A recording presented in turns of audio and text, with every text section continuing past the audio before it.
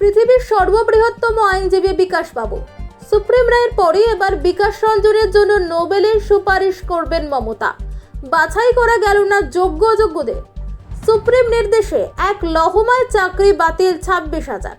Supreme কোর্টের রায়ের পরই আইনজীবী বিকাশ রঞ্জন ভট্টাচার্যকে কাঠগড়ায় দাঁড় করালেন মুখ্যমন্ত্রী মমতা বন্দ্যোপাধ্যায়।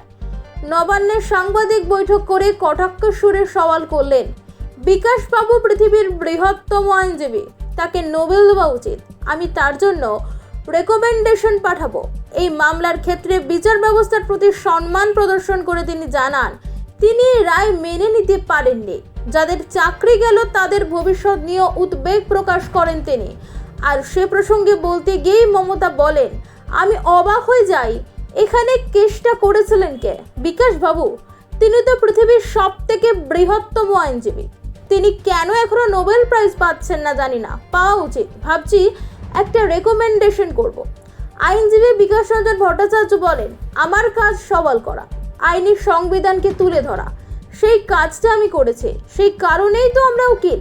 আমাকে দায়ী করতেই পারে, কারণ তারা লক্ষ্যভ্রষ্ট। যারা দুর্নীতি করেছে তাদের কথা না ভেবে বোকার মতো ভাবছে আমি তাদের শত্রু। তিনি আরো বলেন, লোকে বিপদে পড়লে যেমন ভগবানের শরণ নেয়, তৃণমূল এবং মমতা বন্দ্যোপাধ্যায় বিপদে পড়লে বিকাশ ভট্টাচার্য এবং সিপিএম এর শরণ নেয়।